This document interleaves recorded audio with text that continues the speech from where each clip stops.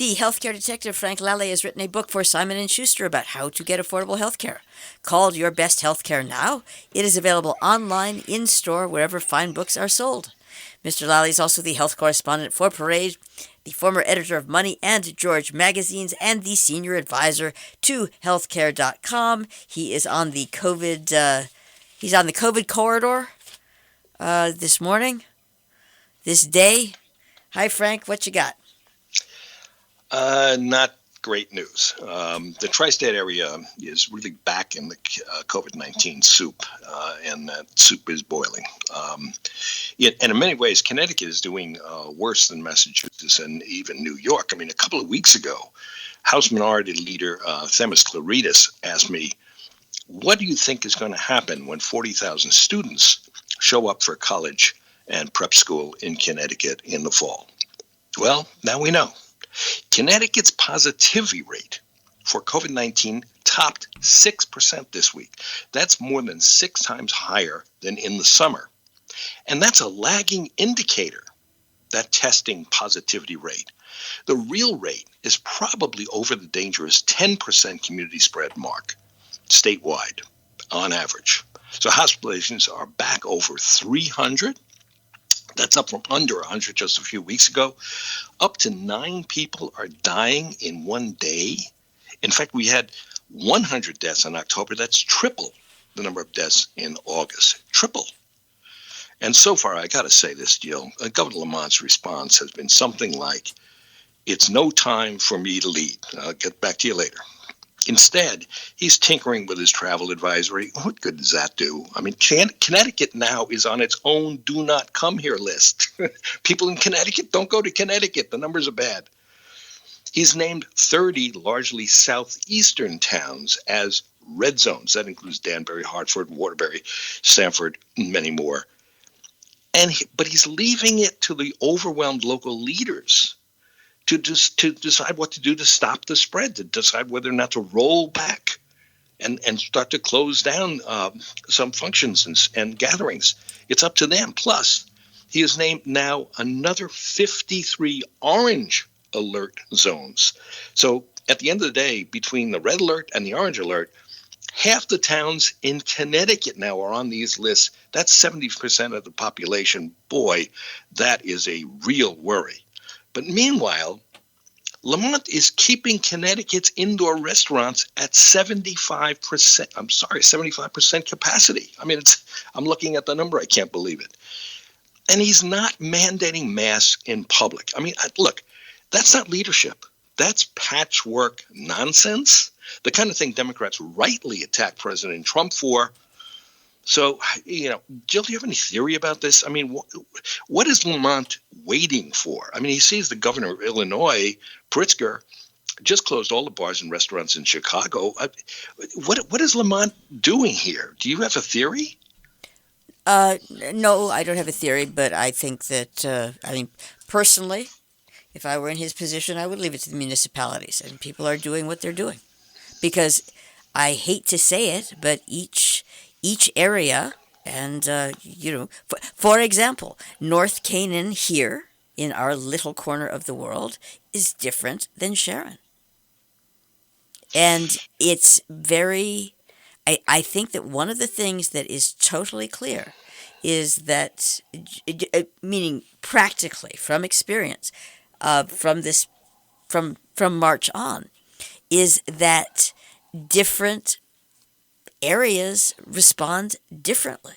So, yeah, well, I don't disagree with that. But when you're at a level that we're at now, with 70% of the population either in these orange zone or red zone, there aren't gates between these communities. People travel constantly. So I think statewide mandates and statewide rules are appropriate now, and I think he's letting people of Connecticut down by not doing it. And I also think that very soon he will be doing it, like rolling back the restaurants. But look, here's the bottom line. While we're waiting for Lamont to act, we're more or less on our own, listeners. I mean, Jill, you asked me just a couple of weeks ago to report on the personal guidelines that people should be following. Make your own mandates. What should you do on your own to stay safe? Well, I turned to a global public health expert. He's a brilliant doctor. He's Dr. Anthony Harris of Work Care. Now, Harris and his team help workers stay healthy around the world, global. And that means keeping them safe from the 2 million new COVID cases around the world that are happening each week. So COVID is top of mind, and he's an expert on how to control it. So the first thing Dr. Harris told me is this alarming surge we're seeing in Europe, where deaths are up 35% in 1 week, is headed for us in a month or two. Right in the middle of the holiday season, it's coming.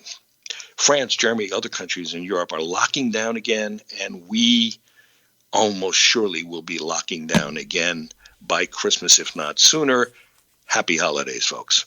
The major problem is actually young people partying in bars and then at home in private gatherings. For example, after the terrible spring in Italy really clamped down hard. They had mandatory mask rules. They were $3,000 euro fines on public transit if you weren't wearing your mask and got belligerent. 3,000 euros. And they had these curfews that went from 6 p.m. until 6 a.m. But there were unintended consequences. The curfews drove young people to party together privately. Okay, no mass drinking and smoking, out of sight of the authorities, and then they brought the virus home to their families. Now, those gatherings have spread the virus worse than in the schools and in the workplace. And remember, Joe, we were worried about schools, worried about workplaces. They were going to be terrible. It turns out the private gatherings are worse, and that's a pattern that we're seeing here in the United States and in Connecticut with people, say, under 30 years of age. Yet Lamont hasn't stopped bars from masquerading as restaurants by serving a little bit of food to attract young crowds. And he has not stopped big gatherings. Instead, here's his plan. He sends in the cops after the party is in full swing. Come on, if the party's in full swing, they're already swapping the virus back and forth. You've got to stop the gathering, not break up the party. Here's the math. More than 40% of people with COVID, could be as high as 50, especially with young people, 40, but let's go with 40, don't have symptoms, so they don't realize they're spreading the virus. But symptoms are not. One person who has COVID infects, on average, 3 to 5 people. And then those 3 to 5 infect another 3 to 5. You get exponential growth. That's what we're looking at here in Gear Village in North Canaan. One worker apparently has at least infected 40 residents and staff. Number could be even higher. That's just one worker infecting Gear Village in North Canaan. And I was wondering, and I asked, and I imagine that you know, but are the workers wearing, given the, shall we say, understanding of asymptomatic spread, are the workers at least wearing, do they have masks? Let's be clear about this. That was a breakdown. If one worker wasn't following the rules, I mean, at least one worker wasn't. Otherwise, the infection wouldn't spread. So I can't tell you precisely how it happened. I'll have to, that needs some reporting. But one worker infects 40. That's a breakdown in infection control. We talked about this. But look, it can be worse. We've seen cases around the world where one person infected 150 people in churches, weddings, even hospitals. This is a highly contagious airborne virus. It spreads fast. So, look, Jill, I got to tell you one thing. The only thing I can think of that's more depressing than a Zoom Thanksgiving is a Thanksgiving that turns into a super spreader. And all it takes to get infected is one person with the virus, symptoms or no symptoms. You're with that person for 15 minutes indoors. You're not wearing a mask. Sounds like you're sharing a meal, right? It's going to go on for more than 15 minutes. That person may not realize it. They're infecting, and you're in trouble. Within 15 minutes, no mask within 6 feet of a person who has it, whether they know it or not. So, look, let's turn to some practical thinking about this. We've got Thanksgiving coming up, and we always gather as a family. Everybody does. Well, this year we're gonna keep it to just the immediate family. That's 9 of us, including the little 2-year-old who's so cute. We can't wait to see her. We're all going to get negative tests within 48 hours, or we will not gather.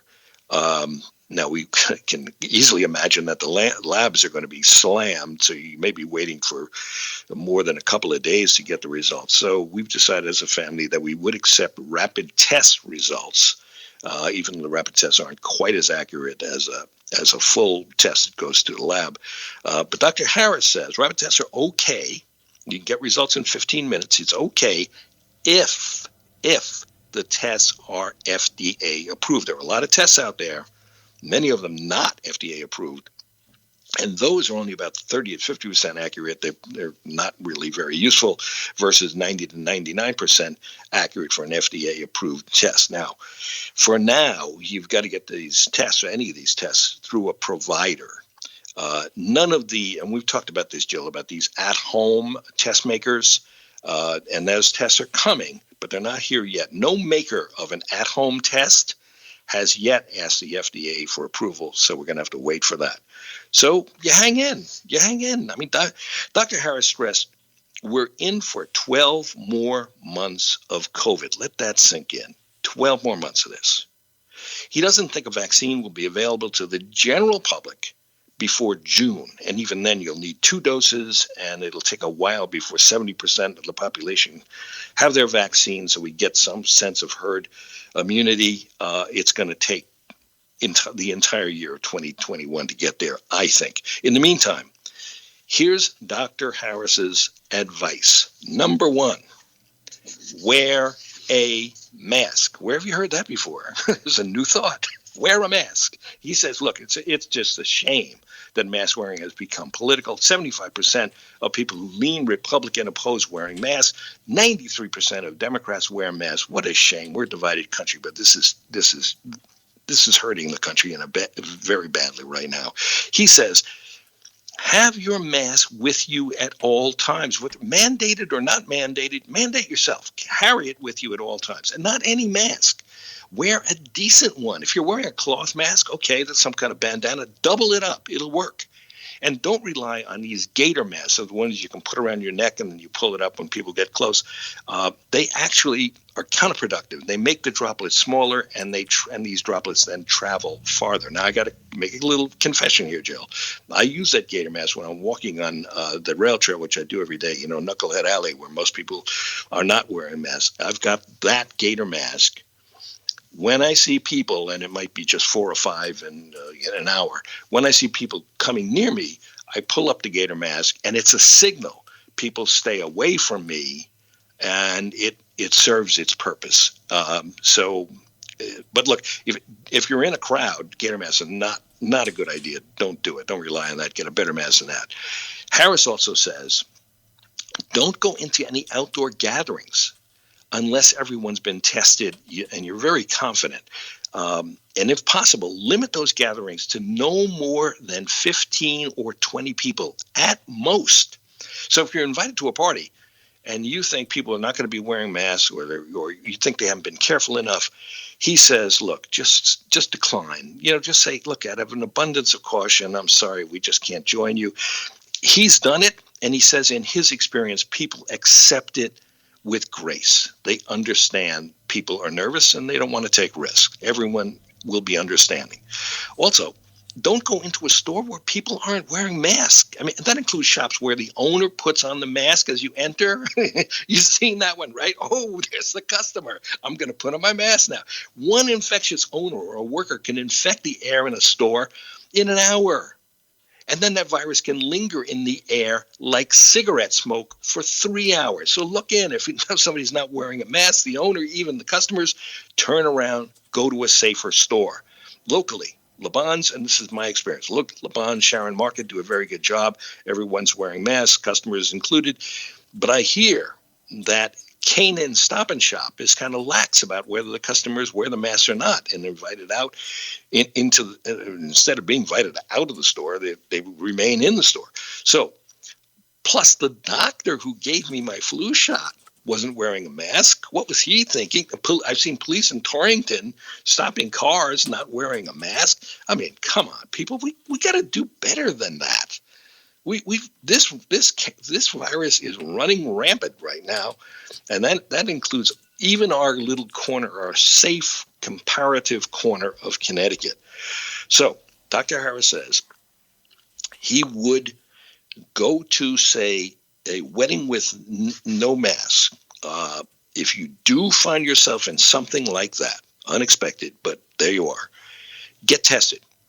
You may have been exposed. Find out right away if you are, and then if even if you're negative, he says quarantine. Be careful, because the virus can cook in the body for up to 14 days, and he says quarantine. He says quarantine for up to 14 days. I would say for at least 5 to 7 days. Stay away from people until you're sure that you're okay, even with a negative test. What are the symptoms to watch out for? Of course, fever, dry cough, loss of taste. That happens. Other flu-like symptoms. Usually it doesn't mimic a cold, usually not, and belly distress, which I had a couple of weeks ago with a fever, that doesn't signal it. And Harris has a 25% rule. He says, okay, you can go to a restaurant indoor to dine, but only if it's at 25%, everybody's 6 feet apart, and they're wearing masks. Same with movies, outdoor sports events, getting on a train, getting into a bus. He says 25% can keep you safe. He would not carpool. If you're riding, ride with your family that you know very well. Keep the windows open. As far as carpools are concerned, Harris says, take 2 cars. Roll that thing out of the garage. All right, you got a minute left. Okay, well, one last thing. He would fly. Dr. Harris would fly at 50%. If passengers are at least 3 feet apart and there are some kind of barriers, hopefully both of those things. There was a good study that came out, Jill, you may have seen it, that said that the ventilation systems in airplanes are actually very efficient. And turns out airplanes are a lot safer than we thought. So Harris says yes to travel. So, Jill, that's my practical advice. I'm sorry we have to deliver it in the middle of this surge. There, make no question about it. This virus, if it ever went away, it is back. It is back everywhere. You can't be too careful. And you definitely need to protect the vulnerable. And you got to protect the vulnerable. You got to protect yourself, because you may be one of the people who don't have many symptoms. You think it's just a little flu or a touch of something. And actually it's COVID and you spread it. So don't go crazy. This is what we say every week. Don't go crazy. Use your common sense, but be careful. Thank you, Frank, the healthcare detective and senior advisor to healthcare.com. Send your questions or concerns about finding affordable healthcare to healthcaredetective@robinhoodradio.com. Frank will try to address as many of your questions as he can on future broadcasts. Also, look for his book, Your Best Healthcare Now, available online, in-store, and naturally on my desk.